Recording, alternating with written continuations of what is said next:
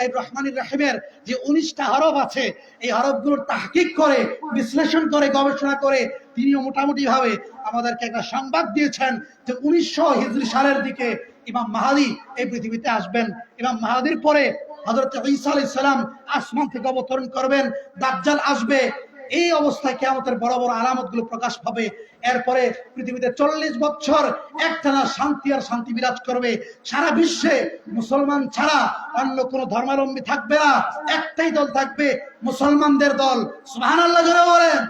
72 ফেরকা তখন থাকবে না, 73 ফেরকা থাকবে না, তখন একটাই ফেরকা থাকবে, আহলুস সুন্নাত ওয়াল জামাত। পৃথিবীতে শুধু শান্তি আর শান্তি থাকবে।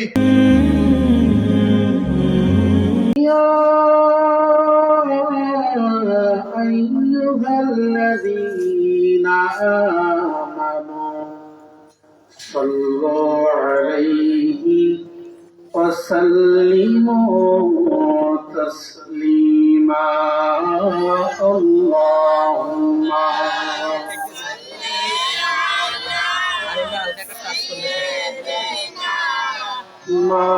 مولانا محمد وعلى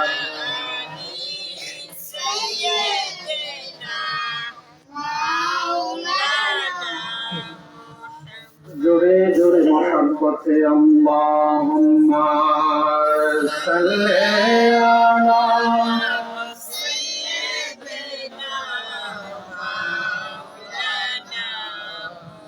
মুহাম্মদ ওয়া আলা আলি সাইয়্যিদিনা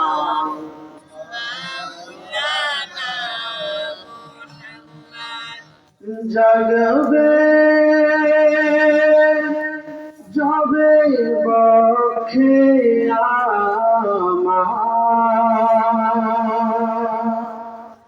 আমার সত সাহারা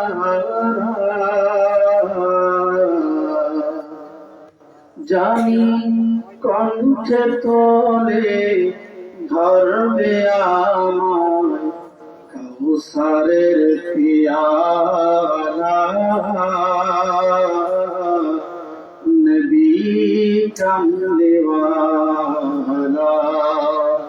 দুঃখের দিনের দরদি মন নবী কামলিওয়ালা নবী কামলিওয়ালা আল্লাহুম্মা সাল্লি আলা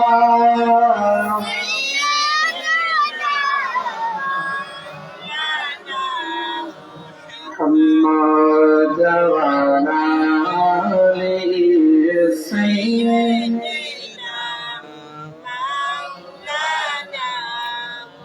محمد وعلى آله سيدنا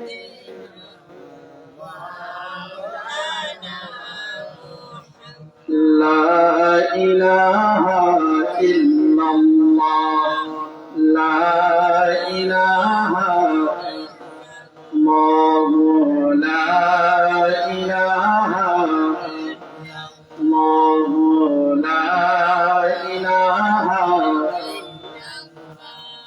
নাই কোনো মাবুদ আল্লাহ ছাড়া লা ইলাহা الله لا إله الله لا إله নদীর কলে ঢেউয়ের ছলে ওই নামেরই সুর শোনা যায় বলে আপন হারা লা ইলাহা ইল্লাল্লাহু লা ইলাহা ইল্লাল্লাহু লা ইলাহা ইল্লাল্লাহু লা ইলাহা লা ইলাহা الله محمد رسول الله اللهم صل وسلم وبارك عليه রব্বুল আলামিনের দরবারে শুকরগুজার করছি যে মহান মুনিব মেহেরবানি করে আজকের এই আজিম ও শান বরকতপূর্ণ মাহফিলে আমাদেরকে একত্রিত করেছেন। আল্লাহর মহান ওলি হুজুর কিবলার সুহবত লাভ করার সুযোগ আল্লাহ রাব্বুল আলামিন আমাদেরকে দিয়েছেন। সকলে প্রাণ খুলে হৃদয়ের গভীর থেকে উচ্চ কণ্ঠে রব্বুল ইজ্জতের শুকরগুজার করছি। সকলে পড়ি আলহামদুলিল্লাহ। সম্মানিত সুধী, কিয়ামত অতি নিকটে। রাসূল পাক সাল্লাল্লাহু আলাইহি সাল্লাম যখন পৃথিবীতে এসেছেন, পৃথিবীতে আসার পরে রাসূলুল্লাহ সাল্লাল্লাহু আলাইহি সাল্লাম আমাদেরকে লক্ষ্য করে বলেছেন, সাহাবায়ে কিরামদেরকে লক্ষ্য করে বলেছেন, বুইসতু আনা ওয়াসা কাহাদিহি মিন হাদিহি আও কাহাতাইন ওয়া কারানা বাইনা সাবাতি ওয়াল উসরা। রাসূল পাক সাল্লাল্লাহু আলাইহি সাল্লাম সাহাবীদেরকে লক্ষ্য করে বলেন, হে আমার সাহাবাগণ, আমি এবং কিয়ামতের দূরত্ব হচ্ছে এই দুইটা আঙ্গুলের মতো। এই দুইটা আঙ্গুল যেমন কাছাকাছি থাকে, এই শাহাদাত আঙ্গুলিটা এবং মধ্যম আঙ্গুলিটা, এই দুইটা আঙ্গুল যেমন খুব কাছাকাছি, আমি রাসূলুল্লাহ এবং কিয়ামত এত কাছাকাছি। রাসূল পাক সাল্লাল্লাহু আলাইহি সাল্লাম পৃথিবীতে এসেছেন, কিয়ামত যে হবে এটাই হচ্ছে তার সবচেয়ে বড় আলামত। এবং রাসূল পাক সাল্লাল্লাহু আলাইহি সাল্লাম আমাদেরকে কিয়ামতের বিষয়বস্তু নিয়ে খুব সতর্ক করেছেন, যেন আমরা কিয়ামত সন্নিকটের ফিতনাগুলো থেকে আমাদের ঈমান ও আমলকে হেফাজত করতে পারি। আল্লাহ রাব্বুল আলামিন যেন আমাদেরকে তৌফিক দান করেন, বলি আমিন। আমি সেদিকে লক্ষ্য করে খুব কম সময়ে, যেহেতু অনেক বক্তা আছেন, আমার পরে মুফতি মুজাহিদি সাহেব আছেন, হুজুর কিবলা স্টেজে আসবেন, খুব কম সময়ের মধ্যে অল্প দু চারটি কথা আপনাদের খেদমতে আরজ রেখেই ইনশাআল্লাহ বিদায় দেব। আল্লাহ রাব্বুল আলামিন যেন প্রতিটি কথার নূর আমাদের হৃদয়ে গেঁথে দেন। সকলে মহাব্বতে উচ্চ কণ্ঠে একবার আমার গভীর মনোযোগ। আল্লাহ রাব্বুল আলামিন সকল জ্ঞান ভান্ডারের মালিক। আল্লাহর জ্ঞান আল্লাহকে কেহ শিখায় দেন নাই, আল্লাহর ক্ষমতা আল্লাহকে কেহ দেয় নাই। আল্লাহর যত ক্ষমতা আছে, কুদরত আছে, ইলম আছে, জ্ঞান আছে, সবকিছু আল্লাহ রাব্বুল আলামিনের জাতি সত্তাগত। আর আল্লাহ রাব্বুল আলামিনের দেওয়া ক্ষমতায়, আতাই ক্ষমতায়, প্রদত্ত ক্ষমতায়, এই জ্ঞান, এই কুদরত, এই ক্ষমতা আল্লাহ রাব্বুল আলামিনের হাবিব নবী মুহাম্মদুর রাসূলুল্লাহ সাল্লাল্লাহু আলাইহি ওয়াসাল্লামের মাঝে আছে, বলেন সুবহানাল্লাহ। এই জন্য কোরআন কারীমের কিছু আয়াত পাওয়া যায়, যেই আয়াতগুলোতে আল্লাহর হাবিব সাল্লাল্লাহু আলাইহি ওয়াসাল্লামকে লক্ষ্য করে আল্লাহ বলেন, কুল লা আকুলু লাকুম ইনদি খাযাইনুল্লাহি ওয়া লা আ'লামুল গায়বা। ইয়া রাসূলুল্লাহ, আপনি বলেন, লা আকুলু লাকুম ইনদি খাযাইনুল্লাহ, আমি এটা দাবি করছি না যে আল্লাহ রাব্বুল আলামিনের ধনভাণ্ডার আমার কাছে আছে, ওয়ালা আ'লামুল গায়বা, আর এটাও আমি দাবি করছি না যে আমার নিকট ইলমে গায়েব আছে। এই ধরনের কিছু আয়াত কোরআন কারীমে আছে, যে আয়াতগুলোতে বলা হয়েছে গায়েবের খবর একমাত্র আল্লাহ জানেন। আবার এমন কিছু আয়াত আছে কোরআন কারীমে, যে আয়াতগুলোতে আল্লাহ রাব্বুল আলামিন বলেন, আলিমুল গায়বি ফালা ইউযহিরু আলা গায়বিহি আহাদান ইল্লা মান ইরতাদা মির রাসূল। আল্লাহ রাব্বুল আলামিন হচ্ছে আলিমুল গায়ব, আর এই ইলমে গায়েবের ধন ভান্ডার, জ্ঞানের ক্ষমতা আল্লাহ রাব্বুল আলামিন তার পছন্দের রাসূলকেও জানিয়ে দেন। জোরে বলেন সুবহানাল্লাহ। যারা বলে রাসূলুল্লাহ ইলমে গায়েব জানেন না, তারা কোরআন কারীমের এক ধরনের আয়াতকে স্বীকার করে। এক ধরনের আয়াতে আছে যে আল্লাহ ছাড়া কেউ গায়েব জানে না, এটা বলে কোরআন কারীমের কিছু আয়াতকে স্বীকার করে। আবার কিছু আয়াত আছে যে আয়াতগুলোতে আল্লাহ রাব্বুল আলামিন নিজে বলেছেন আমি ইলমে গায়েব আমার রাসূলকে শিখিয়ে দিয়েছি। জোরে বলেন সুবহানাল্লাহ। তাহলে যারা বলে রাসূলুল্লাহ সাল্লাল্লাহু আলাইহি ওয়াসাল্লাম গায়েব জানেন না, তারা কোরআন কারীমের কিছু আয়াত মানে না, ঠিক কিনা বলেন? এটা হচ্ছে ইহুদিদের আলামত। ইহুদি সম্প্রদায় আল্লাহ রাব্বুল আলামিনের নাজিলকৃত আসমানি কিতাবের কিছু অংশ মেনেছে, কিছু অংশ ছেড়ে দিয়েছে। যেগুলো তাদের পক্ষে যায় এই সকল আয়াতগুলো তারা মানে, আর যে আয়াতগুলো তাদের বিপক্ষে চলে যায় এই আয়াতগুলোকে তারা অস্বীকার করে। আজকের এই দিনেও যারা আল্লাহর হাবিব নূরে খোদা নূরে মুজাসসাম সাল্লাল্লাহু আলাইহি ওয়াসাল্লামের ইলমে গায়েবকে অস্বীকার করে, অন্যান্য আল্লাহ প্রদত্ত আল্লাহর দেওয়া ক্ষমতাগুলোকে গুণাবলীগুলোকে অস্বীকার করে, তারাও সেই ইহুদিদের গুণে গুণান্বিত, ইহুদিদের নকশা কদমে তারা চলে, ইহুদিদের স্বভাবটাই তাদের মধ্যে আছে, ঠিক কিনা জোরে বলে? আল্লাহর রাসূল ইলমে গায়েব জানেন কি জানেন না? হাদিস দেখেন, বুখারীর হাদিস, আমিরুল মুমিনিন হযরত ওমর আল ফারুক রাদিয়াল্লাহু তাআলা আনহু থেকে বর্ণিত হাদিস। তিনি বলেন কামা ফিনা নবী সাল্লাল্লাহু আলাইহি ওয়াসাল্লাম মাকামান, আল্লাহর হাবিব সাল্লাল্লাহু আলাইহি ওয়াসাল্লাম আমাদের কাছে একটা স্থানে দাঁড়ালেন, দাঁড়ানো অবস্থায় আছেন। ফা আখবারানা আন বাতিল খালকে হাত্তা দাখালা আহলুল জান্নাতি মানাজিলাহুম ওয়া আহলুন নারে মানাজিলাহুম। হযরত ওমর ফারুক রাদিয়াল্লাহু তাআলা আনহু বলেন, একবার আল্লাহর রাসূল সাল্লাল্লাহু আলাইহি ওয়াসাল্লাম আমাদের কাছে আসলেন, দাঁড়ালেন, আলোচনা করছেন। আলোচনা করতে করতে আমাদেরকে অনেক অদৃশ্য বিষয়ের সংবাদ, ইলমে গায়েবের সংবাদ আমাদেরকে জানিয়ে দিলেন। এমনকি সৃষ্টির শুরু থেকে শেষ পর্যন্ত কি হয়েছে, কি হচ্ছে এবং কি হবে সবকিছু আমাদেরকে জানিয়ে দিয়েছেন। কে কোথায় যাবে জান্নাতে, কার স্থান কোথায় হবে, জাহান্নামে কার জায়গা কোথায় হবে, এই সব কিছু আমাদেরকে জানিয়ে দিয়েছেন। জোরে বলেন সুবহানাল্লাহ। তাহলে আল্লাহ রাসূল সাল্লাল্লাহু আলাইহি ওয়াসাল্লাম জানেন কি জানেন না? জোরে বলেন। আরেকটা হাদিস শুনেন, তিরমিজি শরীফের হাদিস। মুআয বিন জাবাল রাদিয়াল্লাহু তাআলা আনহু বলেন, আল্লাহর হাবিব সাল্লাল্লাহু আলাইহি ওয়াসাল্লাম যখন মেরাজ রজনীতে গিয়েছেন রবের দিদারে, আল্লাহ তাকে যখন মেরাজে আপন দিদারের জন্য ডেকে নিয়েছেন, মেরাজ থেকে ফিরে রাসূল পাক সাল্লাল্লাহু আলাইহি ওয়াসাল্লাম বলেন, ফারাআইতুহু আযজা ওয়া জাল্লা, আমি আমার রব আল্লাহ আযজা ওয়া জাল্লাকে দেখলাম, দিদার লাভ করলাম। জোরে বলেন সুবহানাল্লাহ।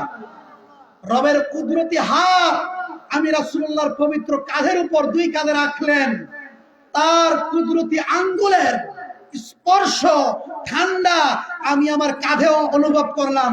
আর এর ফলে যা হয়েছে যা হবে সবকিছুর জ্ঞান, ইলমে গায়েব ইলমে জাহের সবকিছুর জ্ঞান আল্লাহ রাব্বুল আলামিন ওই সময়ে আমাকে দান করে দিয়েছেন। জোরে বলেন সুবহানাল্লাহ। আল্লাহ রাব্বুল আলামিন রাসূল পাক সাল্লাল্লাহু আলাইহি ওয়াসাল্লামকে পূর্বাপর সকল ইলমে গায়েব জানিয়ে দিয়েছেন। সুবহানাল্লাহ, জোরে বলেন না। এরকম আর অনেকগুলো হাদিস আছে যেগুলো বললে অনেক সময়ের প্রয়োজন হয়ে যাবে, সেদিকে যাচ্ছি না। দেখেন, যে বিষয়টা আমরা বলছিলাম যে পাঁচটা জিনিসের জ্ঞান, কিয়ামত কখন হবে সেটার জ্ঞান, মায়ের রেহেমে কি আছে সেটার জ্ঞান, মানুষের কোথায় কখন মৃত্যু হবে সেটার জ্ঞান, বৃষ্টি বর্ষণ হবে কোথায় কখন সেটার জ্ঞান, কিছুক্ষণ পরে বা আগামীকাল কি হবে সেটার জ্ঞান। এই পাঁচটা বিষয়ের জ্ঞান আল্লাহ ছাড়া কেউ জানেন না। বুখারীর এই হাদিস দ্বারা যারা ধোঁকা দিতে চান তাদের খেদমতে আমি দুই চারটা হাদিস পেশ করি। এক নম্বর বিষয়টা শুনেন, যে আল্লাহ রাব্বুল আলামিনের হাবিব সাল্লাল্লাহু আলাইহি সাল্লামকে আল্লাহ পাক রাব্বুল আলামিন মায়ের রেহেমে কি আছে, ছেলে আছে না মেয়ে আছে, এই জ্ঞান আল্লাহ পাক রাব্বুল আলামিন তার হাবিবকে জানিয়ে দিয়েছেন। জোরে বলেন না সুবহানাল্লাহ। হাদিস শরীফ এসেছে, তাবারানী শরীফের হাদিস, মুআজামুল কাবীরের মধ্যে হাদিসটা এসেছে, ইবনে আসাকির হাদিস নকল করেছেন। আব্দুল্লাহ ইবনে উমর রাদিয়াল্লাহু তাআলা আনহু বলেন, রাসূল পাক সাল্লাল্লাহু আলাইহি ওয়াসাল্লাম দাখালা আলা ইব্রাহিম, আল্লাহর হাবিব সাল্লাল্লাহু আলাইহি ওয়াসাল্লাম তার আপন সন্তান হযরত ইব্রাহিম আলাইহিস সালামের মা মারিয়া কিবতিয়া, রাসূল পাক সাল্লাল্লাহু আলাইহি ওয়াসাল্লামের সম্মানিতা খাদেমা কৃতদাসী, তার ঘরে প্রবেশ করলেন। প্রবেশ করে বললেন, হে মারিয়া কিবতিয়া, শুনে রাখো, তোমার গর্ভে আল্লাহ রাব্বুল আলামিন আমাকে একটা পুত্র সন্তান দান করেছেন, আর এই পুত্র সন্তানটার নাম রাখার জন্য আল্লাহ রাব্বুল আলামিন আমাকে বলে দিয়েছেন যেন আমি এর নাম ইব্রাহিম রেখে দেই। বলেন সুবহানাল্লাহ। তাহলে মায়ের গর্ভে কি আছে আল্লাহর হাবিব জানেন কি জানেন না? আল্লাহর হাবিব জানেন। দালাইলুন নবুয়াত কিতাবের মধ্যে এসেছে, আবু নুআইম আসবাহানী রাহিমাহুল্লাহ নকল করেছেন, খতিব বাগদাদিও হাদিসটা নকল করেছেন, ইবনে আব্বাস থেকে বর্ণিত হাদিস।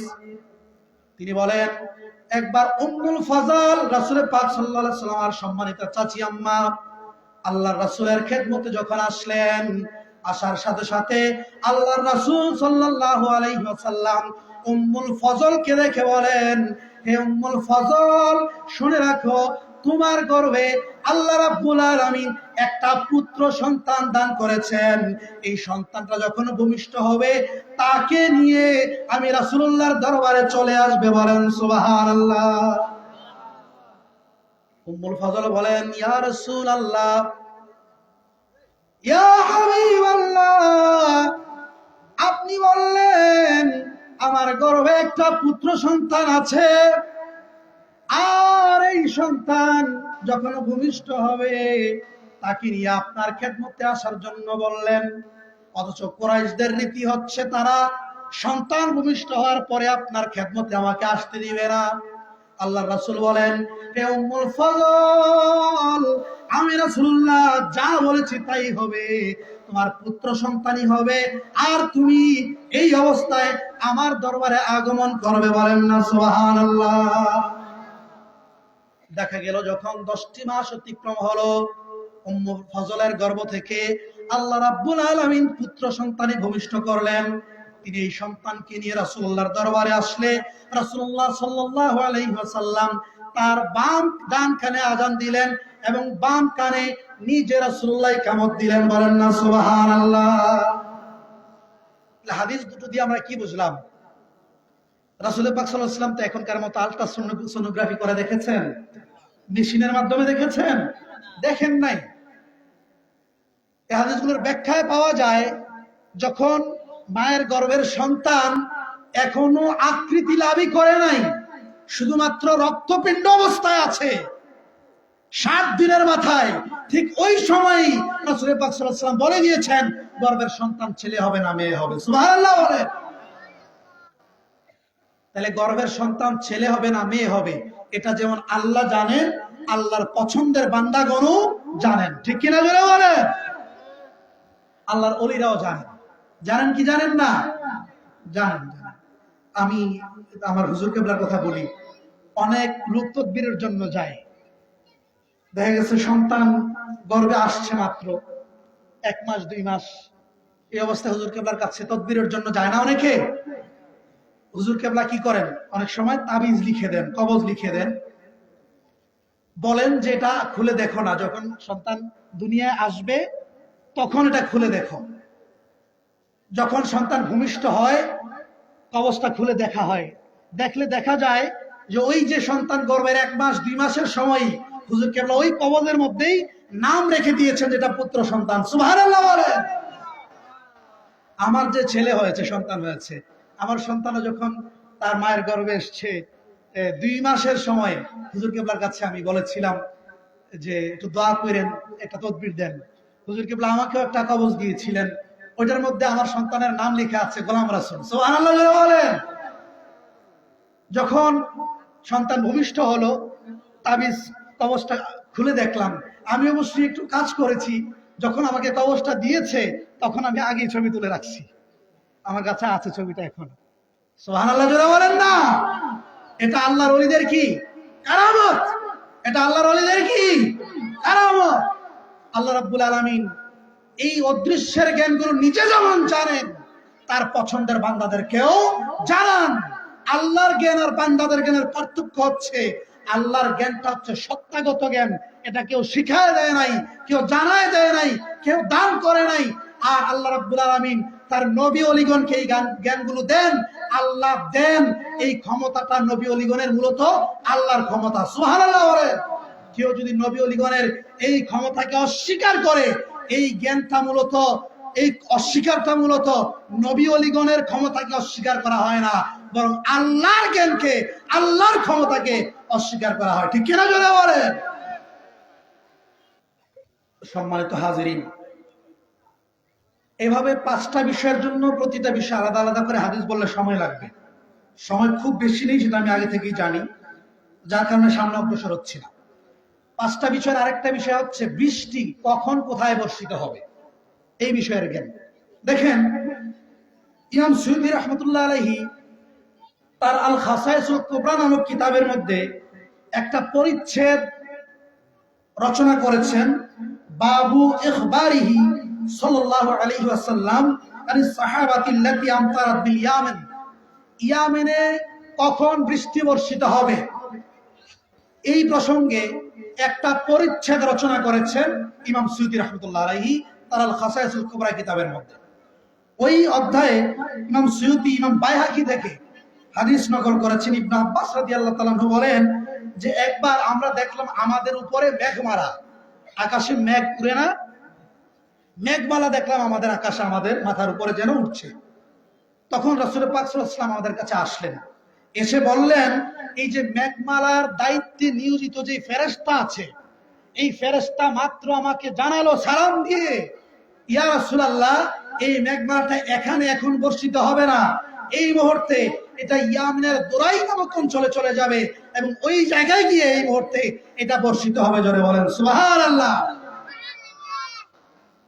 দেখা গেল কিছু লোক এর মারফতে পরে খবর আসলো যে ঠিক রাসূল পাক সাল্লাল্লাহু আলাইহি ওয়াসাল্লাম যেই মুহূর্তে যেই জায়গায় মেঘমালা বর্ষিত হবে বলেছেন, ঠিক ওই জায়গায় ওই মুহূর্তেই মেঘ বর্ষিত হয়েছে। সুবহানাল্লাহ বলেন না। তার মানে বৃষ্টি কখন কোথায় বর্ষিত হবে এই বিষয়ে রাসূল পাক সাল্লাল্লাহু আলাইহি ওয়াসাল্লাম জানেন। এরকম ভাবে সামনে কি হবে, কখন কোথায় কে ইন্তেকাল করবে, এই সব বিষয়গুলো আল্লাহ রাসূল সাল্লাল্লাহু আলাইহি ওয়াসাল্লাম সমানভাবে জানেন। এই জানার ক্ষমতা আল্লাহ রাব্বুল আলামিন রাসূলুল্লাহ সাল্লাল্লাহু আলাইহি ওয়াসাল্লামকে জানিয়ে দিয়েছেন। যারা বলেন না সুবহানাল্লাহ। মুসলিম শরীফের একটা হাদিস শুনেন, আল্লাহ রাসূল সাল্লাল্লাহু আলাইহি ওয়াসাল্লাম যখন বদরের যুদ্ধে গেলেন, বদরের যুদ্ধের পূর্বে, যুদ্ধের আগের রাত্রিতে রাসূলুল্লাহ সাল্লাল্লাহু আলাইহি ওয়াসাল্লাম যুদ্ধের মাঠ পরিচালনা করার জন্য, পর্যালোচনা করার জন্য, পরিদর্শন করার জন্য গেলেন। যুদ্ধের মাঠ পরিদর্শনে গিয়ে আল্লাহর হাবিব সাল্লাল্লাহু আলাইহি ওয়াসাল্লাম সাহাবীদেরকে দেখলেন এবং সাহাবায়ে কেরাম সকলের একটু একটু মন খারাপ দেখা যায় যে মুসলমানের সংখ্যা মাত্র 313 জন আর কাফেরদের সংখ্যা হাজারের অধিক।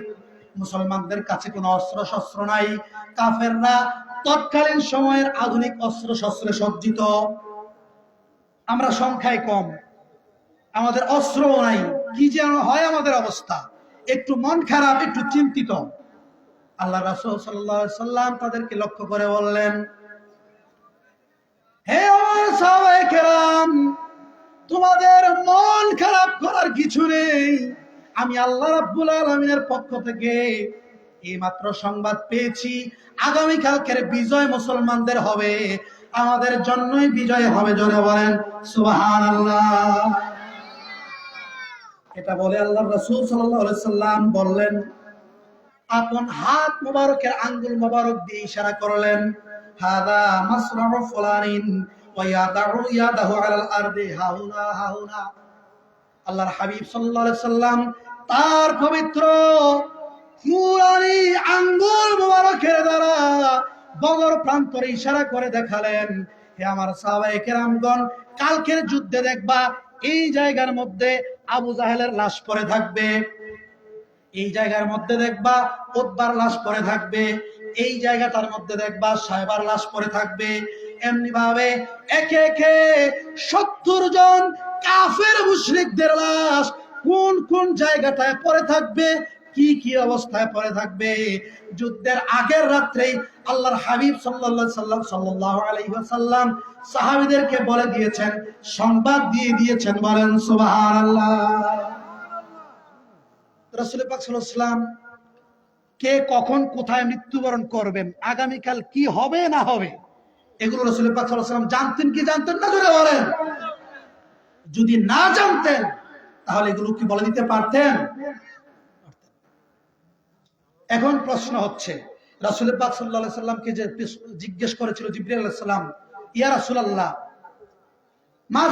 মাতা কিয়ামত কখন হবে, আপনি আমাকে জানান। রাসূল পাক সাল্লাল্লাহু আলাইহি ওয়াসাল্লাম বললেন যে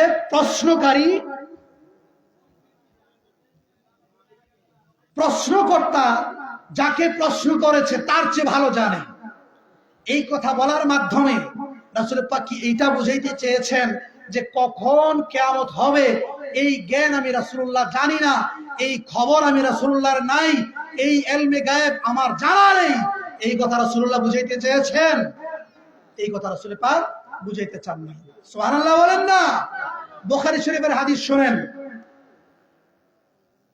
রাসূল পাক সাল্লাল্লাহু আলাইহি ওয়াসাল্লাম একবার দাঁড়ালেন, যোহরের নামাজ পড়লেন, যোহরের নামাজ পড়ে সালাম ফিরিয়ে মিম্বরে দাঁড়ালেন।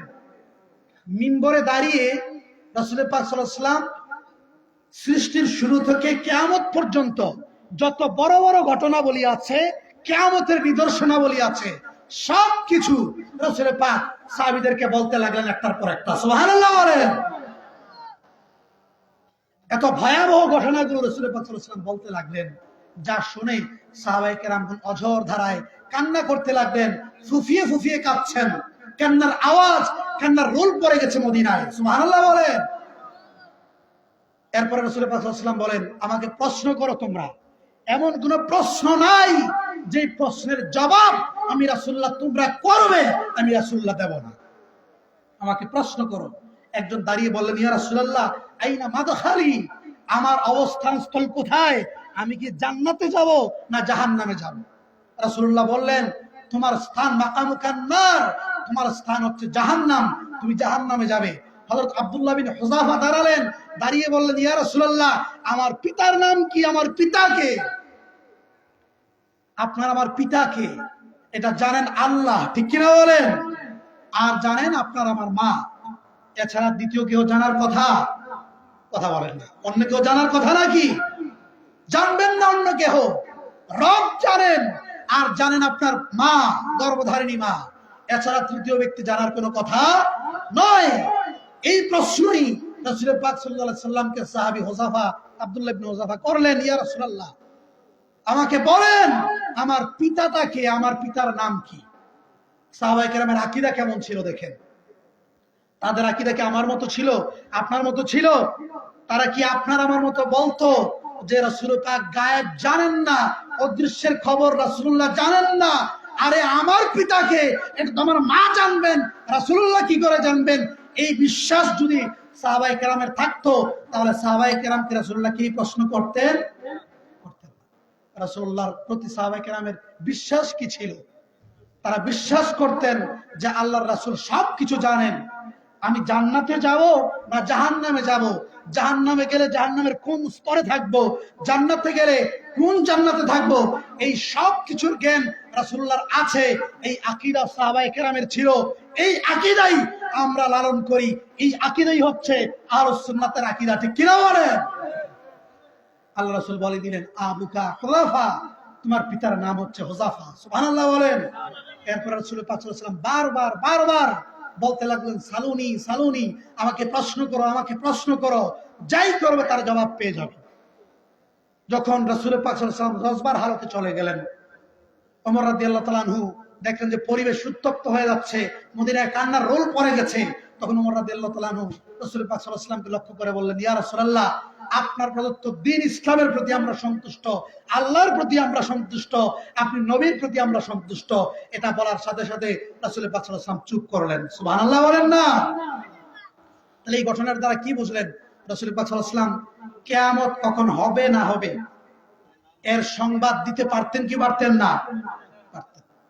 দেখেন, কিছু হাদিস আছে, হাদিসগুলোর বর্ণনা সূত্র দুর্বল, দঈফ, দুর্বল, যার কারণে আমরা হাদিসগুলো উল্লেখ করছি না। তবে মোটামুটি একটা ধারণা পাওয়া যায় হাদিসগুলোর গবেষণায় যে হিজরি 1900 শতাব্দীতে, এখন চলতেছে 1444, মোটামুটি 1900 সালে ইমাম মাহদী আলাইহিস সালাম পৃথিবীতে আগমন করবেন বলে কিছু কিছু ইঙ্গিত পাওয়া যায়।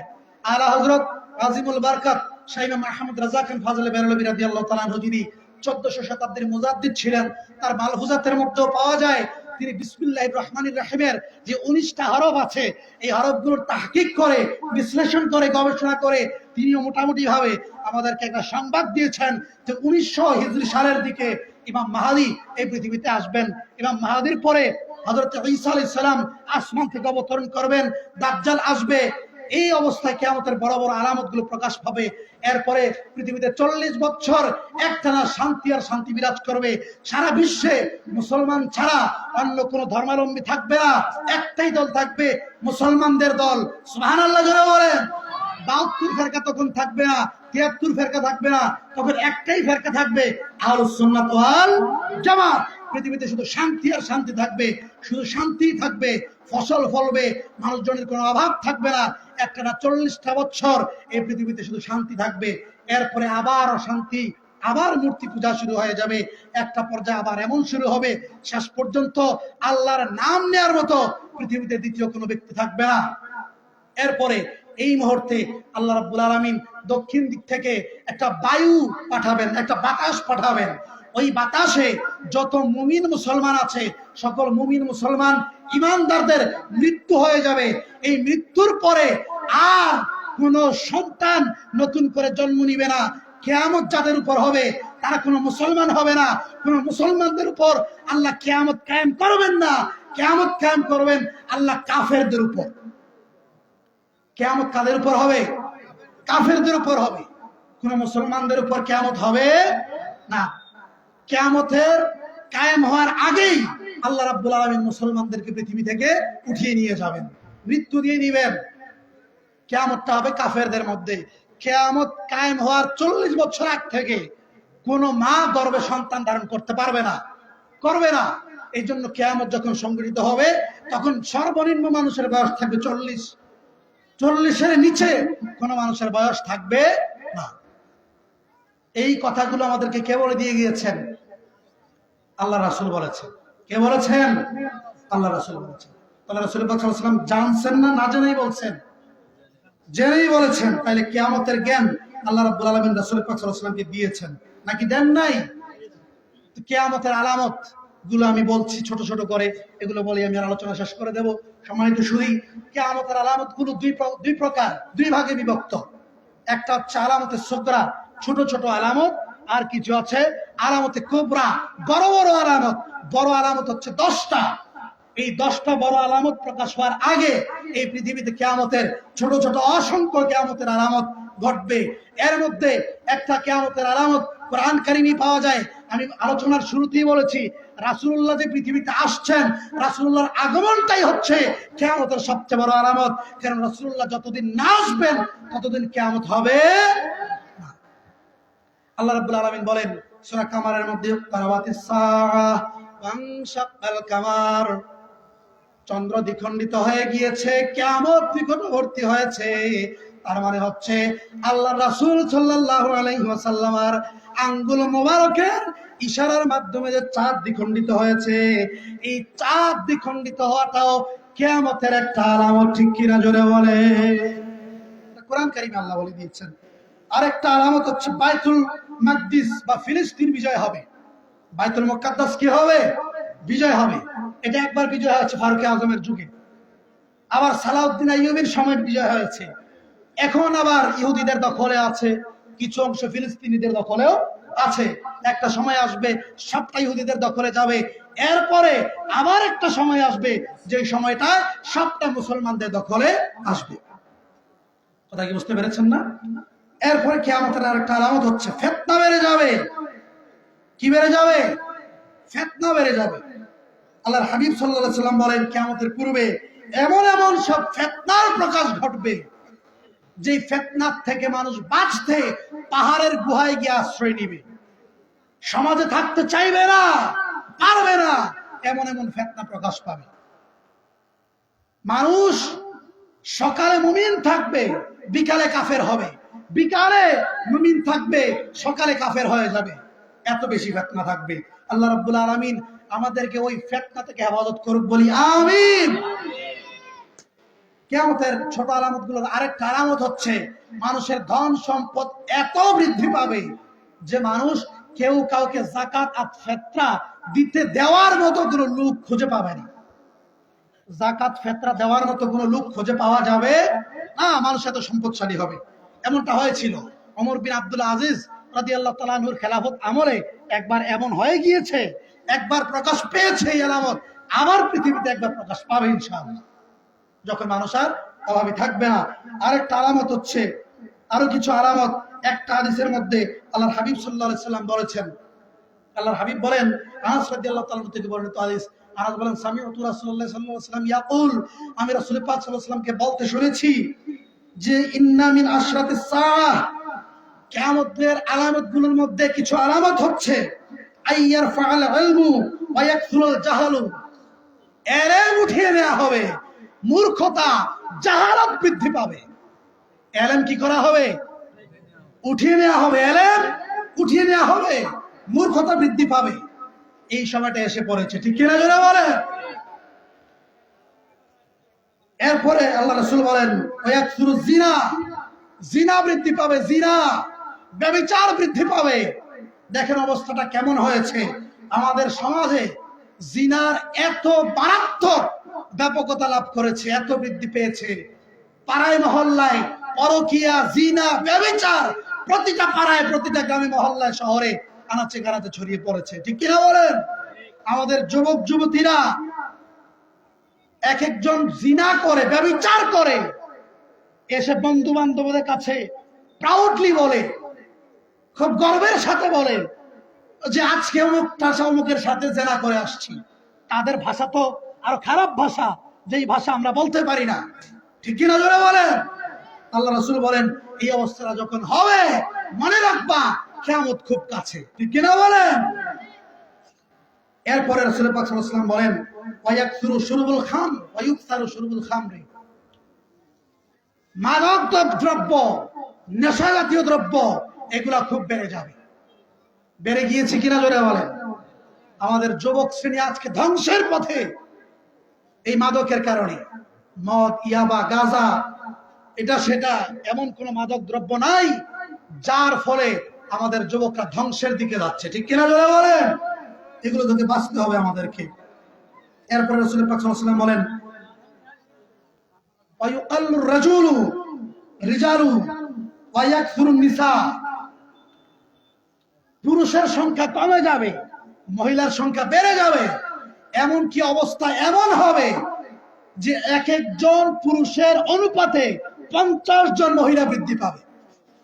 বাড়ছে, এখনই বাড়ছে, এখন এই অবস্থাটা আসে নাই, কিন্তু অচিরেই হয়ে যাবে, ঠিক কিনা জোরে বলেন। এগুলো হচ্ছে কিয়ামতের আলামত। আল্লাহ রাব্বুল আলামিন আমাদেরকে এগুলো থেকে হেফাজত করুন, বলি আমিন। কিয়ামতের একটা আলামত কি ইলম উঠে যাবে। ইলম কি করবে? জোরে বলেন না, ইলম কি করবে? উঠে যাবে। দেখেন ইলম কেমনে উঠবে।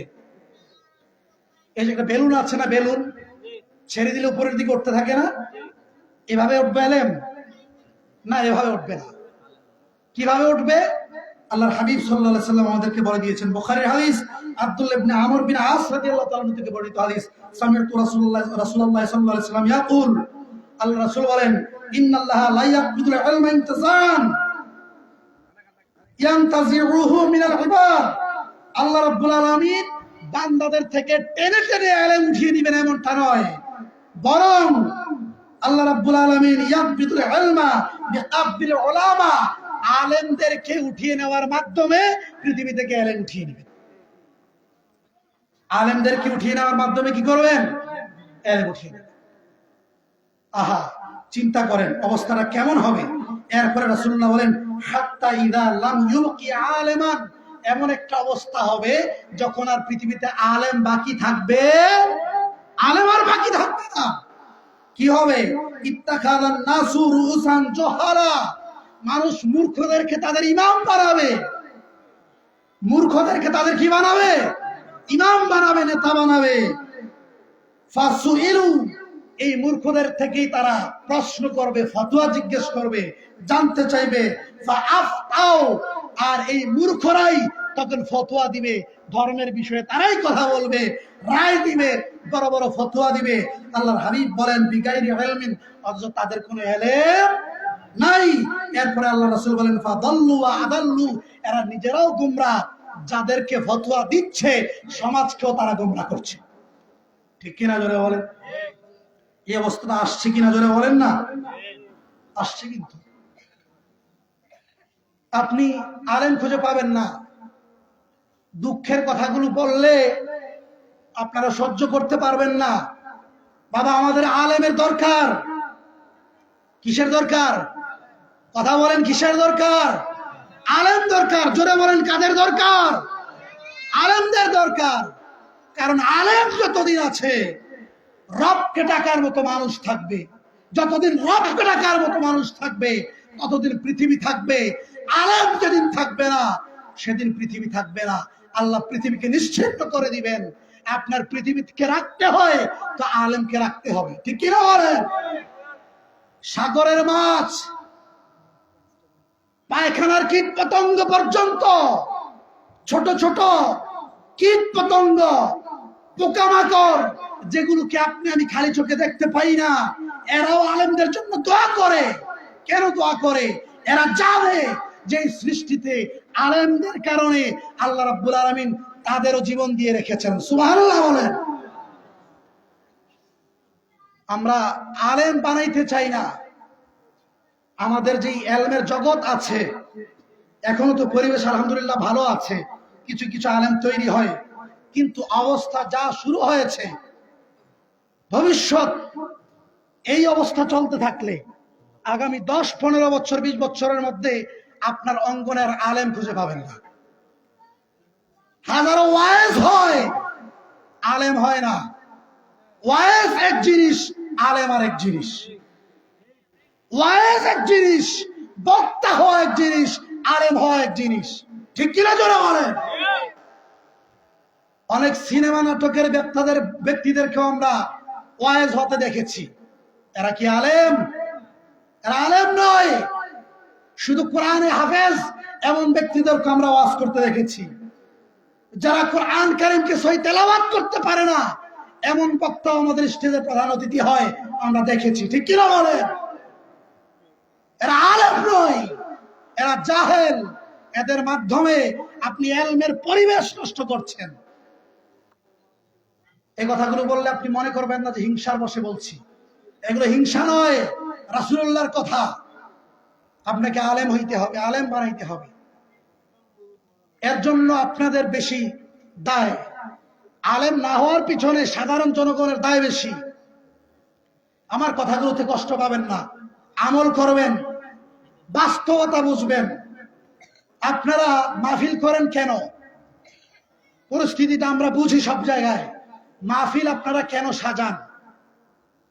আয়োজকরা মাহফিলের আয়োজন করেন জমানোর জন্য, লোক জমবে, মানুষ বলবে যে এত বড় একটা জমায়েত তারা করেছে, নামের জন্য। ঠিক কিনা জোরে বলেন? আমার কথাগুলো কি মিথ্যা বলছি আমি? বক্তা এসে বক্তব্য দেয় কেন? দুইটা উদ্দেশ্য থাকে তার। এক নাম্বার হচ্ছে তার পকেট ভারী করা, দুই নাম্বার হচ্ছে তার নিজের দিকে আকৃষ্ট করা, নিজের প্রসিদ্ধি, নিজের নাম, নিজের সুনাম বৃদ্ধির জন্য। ঠিক কিনা জোরে বলেন? এই উদ্দেশ্য যদি কোনো বক্তার মধ্যে থাকে, আল্লাহর হাবিব বলেন, বুখারীর হাদিস, কাল কিয়ামতের ময়দানে আল্লাহ রাব্বুল আলামিন শহীদদেরকে দাঁড় করাবেন তাদের হিসাব নিকাশের জন্য। শহীদদেরকে দাঁড় করিয়ে বলবেন, তাদের সামনে দুনিয়ায় তাদেরকে যেই যে নিয়ামত দেওয়া হয়েছে এই নিয়ামতগুলো তাদের সামনে তুলে ধরা হবে। তুলে ধরে আল্লাহ পাক রব্বুল আলামিন জিজ্ঞেস করবেন, হে শাহাদা, শহীদগণ, দুনিয়ায় তোমাদেরকে এই এই নিয়ামতগুলো আমি আল্লাহ দিয়েছি, তোমরা কি করেছো আমার জন্য? তখন শহীদগণ বলবে, মাওলা, তোমার দিনের জন্য আমরা যুদ্ধ করতে করতে শহীদ হয়ে গিয়েছি। আল্লাহ বলবেন যে না, তোমরা মিথ্যা বলছো, তোমরা মিথ্যাবাদী। দেখেন কত বড় কথা, শহীদ ধর্মযুদ্ধে গিয়ে যুদ্ধ করতে করতে শহীদ হয়ে গিয়েছে, শহীদ। এটা চারটিখানি কথা নয়। আল্লাহর হাবিব বলেন, তুমি মিথ্যা বলছো, কারণ তুমি যে যুদ্ধ করতে গিয়েছো, শহীদ হয়েছো, আমি রবের সন্তুষ্টির জন্য শহীদ হও নাই, বরং তোমাকে লোকেরা শহীদ বলবে, তোমার নাম ডাক হবে, এই জন্য তুমি জিহাদ করেছো। শহীদ হয়েও আল্লাহ পাক রব্বুল আলামিন তাকে মিথ্যাবাদী বলবেন, তাকে টেনে হেঁচড়ে জাহান্নামে পাঠিয়ে দিবেন।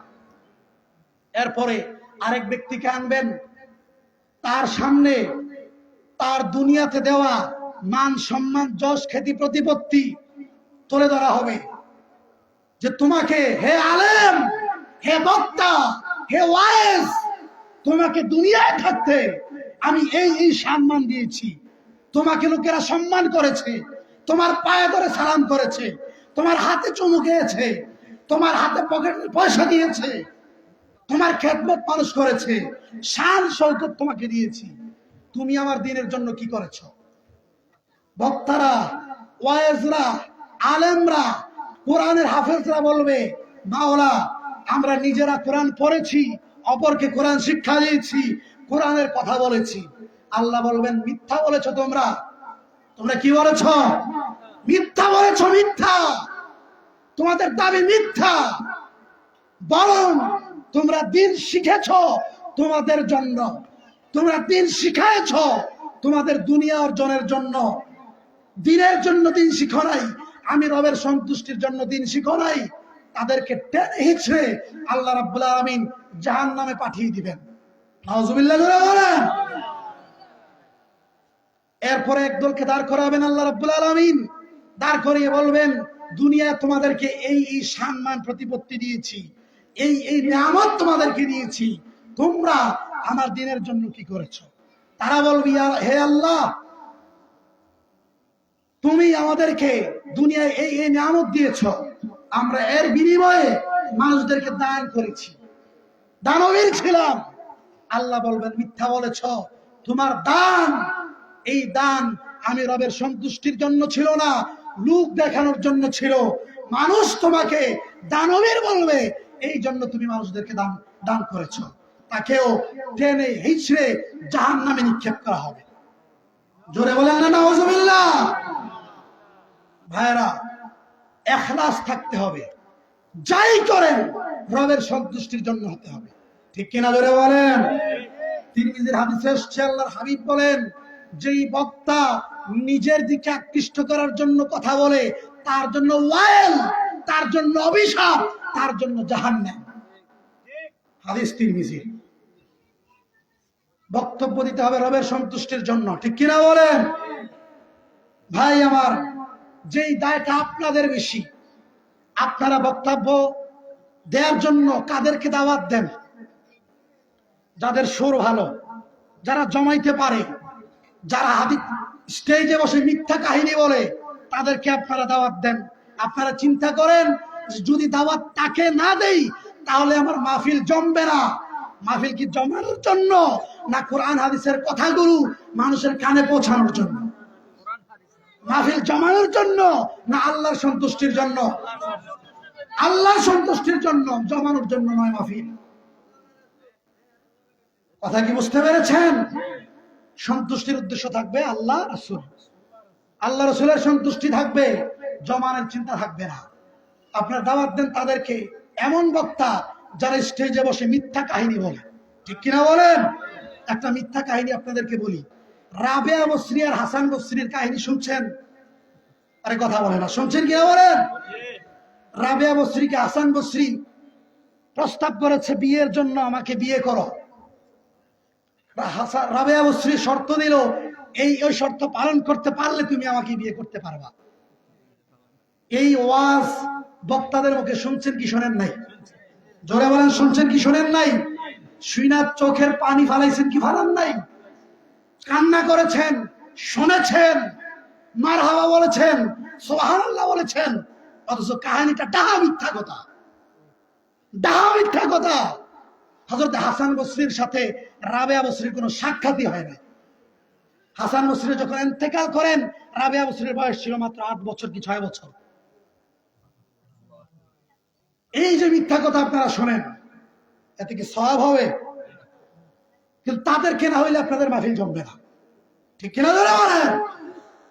ভাই, কথাগুলো তিক্ত কিন্তু কথাগুলো সত্য। এই যে আপনারা তাদেরকে, এই মিথ্যা বানোয়াট কিচ্ছা কাহিনীকারদেরকে আপনি দাওয়াত দেন, ক্ষতিটা কি হয় জানেন? ক্ষতিটা কি হয়? ক্ষতিটা হয়, আমাদের ছেলেরা যখন মাদ্রাসায় ভর্তি হয়, মাদ্রাসায় ভর্তি হইয়া যখন কোন রকম একটু বুঝতে শিখে এবং সে বুঝে ফেলে যে আমার সুরটা ভালো, তখন সে কি করে? ওই এলেম শিখে না, আর কিতাব আর পড়ে না, তখন সে করে কি?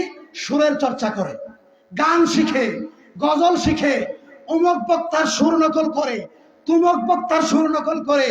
এইভাবে এইভাবে তার দিন যায়। 2 দিন পরে স্টেজে ওঠে, ওই বক্তার অনুকরণ করে, ওই বক্তার ক্যাসেট শুনে শুনে অথবা বাংলা কিছু বই, মিথ্যা বই পড়ে পড়ে ওয়াজ করে এবং শোনায়, ঠিক কিনা জোরে বলেন? এর ফলে ক্ষতি কি হয়? মাদ্রাসা থেকে বছরে হাজার হাজার কামেল পাস, মুফতি মুহাদ্দিস বের হয়, ওয়াইজ বের হয়, কিন্তু কিতাবী একজন আলেম বের হয়। আপনি যদি আলেমদেরকে মূল্যায়ন করতেন তাহলে আলেম বের হইতো। তারা দেখতো যে মূল্যায়ন করা হয় আলেমকে, কাজে আলেম বের হওয়ার দরকার, ঠিক কিনা জোরে বলেন? কাজেই এই দায় আপনাদের নিতে হবে, এই দায় আপনাদের নিতে হবে। নিজেদেরকে পরিবর্তন করতে হবে, নিজেদেরকে পরিবর্তন করতে হবে। আফসোস হয়, আপনারা বরকত লাভের জন্য একজন মুরব্বী আলেমদেরকে এখন দাওয়াত দেন না। যে মুরব্বী আলেম ওয়াজ করুক বা না করুক, বয়স্ক মানুষ, বুজুর্গ মানুষ স্টেজে বসে থাকবে, শুধুমাত্র মুনাজাত দিবে, এতটুকু বরকতের জন্য আপনারা মুরব্বী আলেমদেরকে এখন দাওয়াত দেন না, ঠিক কিনা বলেন? আপনারা দাওয়াত দেন ভাইরাল বক্তাদেরকে। এগুলো আফসোস। আমাদের তকদির খারাপ, আমাদের নসিব খারাপ। রব আমাদেরকে হেফাজত করুক বলি আমিন। সম্মানিত সুধী, এরপরে আরো অনেকগুলো কিয়ামতের আলামত আছে। কিয়ামতের আলামত গুলো বলতেছিলাম, ছোট ছোট আলামত গুলো। এর মধ্যে আরেকটা আলামত হচ্ছে ভণ্ড মিথ্যুক নবীগণের আগমন। রাসূল পাক সাল্লাল্লাহু আলাইহি ওয়াসাল্লাম বলেন, কিয়ামত সংঘটিত হওয়ার আগে, দাজ্জালের আবির্ভাবের আগে আরো 30 জন ব্যক্তি হবে যারা নিজেদেরকে নবী বলে দাবি করবে। নাউজুবিল্লাহ জোরে বলেন। যেমন রাসূল পাক সাল্লাল্লাহু আলাইহি ওয়াসাল্লামের শেষ সময়ে এক ব্যক্তি নবুয়ত দাবি করেছিল। হযরত আবু বকর সিদ্দিক রাদিয়াল্লাহু তাআলা আনহুর সময়ে তাকে হত্যা করা হয়েছিল না। সম্মানিত হাজিরিন, আমার শ্রদ্ধেয় বড় ভাই রেজবিয়া দরগা শরীফের সম্মানিত খলিফা, আমাদের সকলের মহাব্বতের হযরতুল আল্লামা মাওলানা মুফতি জসিমউদ্দিন মুজাহিদি আর নাজরি সাহেব, তিনি চলে এসেছেন স্টেজে। তো আমি আর আমার আলোচনার সামনে অগ্রসর হচ্ছি না, বাড়াচ্ছি না। সর্বশেষ আপনাদেরকে আমি বলতে চাই, আমাদেরকে সতর্ক হইতে হবে। আমাদেরকে কি হইতে হবে? সতর্ক হইতে হবে। আপনি আমি যদি সতর্ক না হই, অন্য কেউ সতর্ক হবে না। আপনি নিজের থেকেই সজাগ হন, আপনি নিজেকে দিয়ে শুরু করেন, সতর্ক হন, আলেম বাড়ান, আলেমের দরকার, ঠিক কিনা বলেন? এই যে মাদ্রাসা আছে, মাদ্রাসায় ফায়জানে মদিনা, এরকম হুজুর কেবলা সারা বাংলাদেশে মোটামুটি 63টা মাদ্রাসা করার একটা পরিকল্পনা করেছেন। এই সকল মাদ্রাসাগুলোকে আল্লাহ কবুল করেন, বলেন আমিন। বাবা, এছাড়া দিন টিকে থাকার দ্বিতীয় কোনো মাধ্যম নাই, ঠিক কিনা বলেন? ইমাম বুখারী ওয়াজ করতেন, ইমাম বুখারী ওয়াজ করতেন কি করতেন না? আরে কথা বলেন না, করতেন কি করতেন না? করতেন। ইমাম বুখারীর ওয়াজের একটা চমৎকার ঘটনা সিয়ার আলামিন নুবালার মধ্যে এসেছে। ইমাম বুখারী শায়েখ ছিলেন একজন, তিনি ইমাম বুখারীকে দাওয়াত দিয়েছেন, ওয়াজ করাবেন। ইমাম বুখারীর উস্তাদ ইমাম বুখারীকে দিয়ে আলোচনা করাবেন, দাওয়াত দিয়েছেন নিজের এলাকায়। দাওয়াত দিয়ে নিয়েছেন, দাওয়াত দিয়ে কি করেছেন? নিয়েছেন। এমন সম্বর্ধনা ইমাম বুখারীকে দেওয়া হয়েছে, যেই সম্বর্ধনা ইমাম বুখারীর আগে আর কোন আলেমকে দেওয়া হয় নাই। সুবহানাল্লাহ বলেন। এত জাঁকজমকপূর্ণ ভাবে ওয়াজের মাহফিল সাজানো হয়েছে। একদিন, 2 দিন, 3 দিন ব্যাপী আলোচনা চলছে। আলোচনার এক পর্যায়ে ইমাম বুখারীকে প্রশ্ন করা হয়েছে, হে ইমাম বুখারী, কোরআন কারীমের যে নুসখা দেখা যায়, লেখা দেখা যায়, কোরআনের যে নুসখা, কাগজের মধ্যে যে কোরআন, ছাপা কোরআন দেখা যায়, এই কোরআন কি সৃষ্টি নাকি সৃষ্টি না? সুবহানাল্লাহ বলবেন না? এই কথাটা বলে শেষ করে দিচ্ছি, 2টা মিনিট। ইমাম বুখারীকে প্রশ্ন করেছেন কি, এই যে ছাপার কোরআন এটা কি সৃষ্টি নাকি সৃষ্টি না? একটু চাপেন, সামনের দিকে চাপেন। ইমাম বুখারী রাহমাতুল্লাহ আলাইহি তিনি জবাব দিলেন যে ছাপার কোরআন যেটা ছাপা হয়েছে, এটা তো হাদিস পরিবর্তন হয়, অক্ষর একটা থেকে আরেকটা হয়, ছোট থেকে বড় হয়, নোক্তা এক সময় ছিল না, পরে হইছে, জার জবর এক সময় ছিল না, পরে হইছে, এক সময় সম্পূর্ণটা একসাথে ছিল না, পরে একসাথে হয়েছে। এই যে পরিবর্তন হয়েছে, তো যার পরিবর্তন হয় সেটা হাদিস কাদিম হয় না। কারণ এই ছাপা জিনিসটা হাদিস পরিবর্তনশীল, এটা সৃষ্টি, খালক। এটা কি সৃষ্টি বা খালক। আর যেটা লৌহে মাহফুজে সংরক্ষিত আছে, আইনে কোরআন, যেটা যে জিনিসটা মূলত নাজিল হয়েছে, ওই নাজিল হওয়া জিনিসটা গায়রে খালক, ওইটা সৃষ্টি না। ওইটাকে যে সৃষ্টি বলবে সে কাফের। ইমাম বুখারীর জবাব ছিল এটা। কিন্তু ঘটনাক্রমে ইমাম বুখারীর যেই উস্তাদ ওনাকে মাহফিল করাইতে এনেছেন, ওই উস্তাদের আকীদা ছিল ভিন্ন। তিনি ওই আইনে কোরআন যেটা লৌহে মাহফুজে সংরক্ষিত, যা নাজিল হয়েছে, সেটাকেও গায়রে মাখলুক মানতেন, পাতায় যেটা লেখা হয়েছে সেটাকেও গায়রে মাখলুক মানতেন। উস্তাদের সাথে ছাত্রের দ্বন্দ্ব হয়ে গেল না? দ্বন্দ্ব হয়ে গেল। এই কথা যখন যারা প্রশ্নটা করেছে, তাদের একটা উদ্দেশ্য ছিল যেন দ্বন্দ্ব লাগে। ইমাম বুখারী প্রশ্নটাকে বিভিন্নভাবে এড়াইতে চাইছেন, কিন্তু এড়াইতে পারেন নাই। সর্বশেষ প্রশ্ন করলে জবাব দিতে হয়, এটা ফরজ হয়ে যায়, ওয়াজিব হয়ে যায়। কারণ ইলম গোপন করার অধিকার আলেমদের নেই, এটা কবিরা গুনাহ। ইলম গোপন করা কবিরা গুনাহ। দ্বীনের জ্ঞান আপনার যা জানা আছে, কেউ যদি প্রশ্ন করে আর আপনি যদি না বলেন অহংকার বশত, এটা কবিরা গুনাহ হয়। মাসালাটা মনে রাখবেন। এই জন্য ইমাম বুখারী বলে দিয়েছেন। শেষ পর্যন্ত অবস্থা কি হইল? ইমাম বুখারীর উস্তাদের কাছে একদল গেল। বক্তমুরিদ তো এখানে বেশি, উস্তাদের বক্তমুরিদ বেশি, ওনার নিজস্ব এলাকা, উনি আনছেন মাহফিল করাইতে। ইমাম বুখারীর উস্তাদের কাছে যখন গেলেন, ইমাম বুখারী খুব রাগ করলেন। ইমাম বুখারীর উস্তাদ রাগ করে বললেন, ইমাম বুখারী বেদাতি হয়ে গিয়েছে। নাউজুবিল্লাহ করে বলেন। এই ফতোয়ার ফলে ইমাম বুখারীকে ওই জায়গা থেকে বহিষ্কার করে দেওয়া হয়েছে। ওই জায়গা থেকে তিনি বের হয়ে গেলেন, সিরিয়া থেকে বের হলেন, মিশর থেকে বের হলেন, শেষ পর্যন্ত সমরকন্দে গেলেন। ওইখানেও তিনি থাকতে পারলেন না, নিজের জন্মস্থানও থাকতে পারলেন না। আজীবন ঘুরতে ঘুরতে বিভিন্ন জায়গায় স্থায়ী হতে পারেন নাই। শেষ পর্যন্ত এই অবস্থায় তিনি ইন্তেকাল করেছেন। ইন্না লিল্লাহি ওয়া ইন্না ইলাইহি রাজিউন। কিন্তু তার বক্তব্য সঠিক ছিল। তার বক্তব্য কি ছিল? সঠিক ছিল। আমি আসলে বলতে চেয়েছিলাম, ইমাম বুখারী ওয়াজ করেছেন, কিন্তু ইমাম বুখারীর ওয়াজের দ্বারা কি ইমাম বুখারী এই ১৫০০ বছর পরেও, ১২০০ বছর পরেও ইমাম বুখারী কি তার ওয়াজের দ্বারা আমাদের মাঝে টিকে আছেন, না ইলমের দ্বারা টিকে আছেন?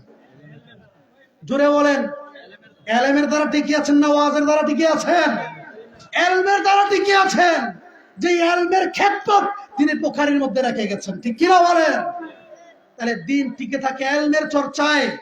আপনি আলেম বানান, মাদ্রাসা তৈরি করেন, বৎসরে যদি 5টা হক্কানি আলেম তৈরি করতে পারেন, এই 5টা আলেমের মাধ্যমে আপনার এমন কিছু খেদমত আপনার নজরে আসবে, যেই খেদমত আপনি 500 বছরও পাবেন না, ঠিক কিনা জোরে বলেন? আজকের বুখারী পাই ইমাম বুখারীর মাধ্যমে। আলা হযরত একা একজন ব্যক্তি একটা প্রতিষ্ঠানের কাজ করেছে, একা একজন ব্যক্তি একটা প্রতিষ্ঠানের কাজ করেছে। এলমের চর্চা করেছে। তিনি বলেছেন আলেমদেরকে যেন কদর করা হয়, আলেম যেন তৈরি করা হয়। আল্লাহ রাব্বুল আলামিন আমাদেরকে কিয়ামতের সন্নিকটস্থ সময়ের যত খারাপ ফিতনা আছে সবগুলো থেকে আমাদেরকে হেফাজত করুক। আল্লাহ রাব্বুল আলামিনের হাবিব সাল্লাল্লাহু আলাইহি সাল্লামকে জানের চেয়ে বেশি, প্রাণের চেয়ে বেশি মান্য করে আমাদেরকে পৃথিবী থেকে বিদায়ের তৌফিক দান করুক। আলেম ওলামাদের, পীর মাশায়েখদের, ওলিয়া উলিয়াগণের খেদমতে কদমে আমাদেরকে চলার তৌফিক দান করুক, জিন্দেগি দান করুক, মরণ দান করুক, বলি আমিন। আমার কথায় কেউ কষ্ট পেয়েছেন?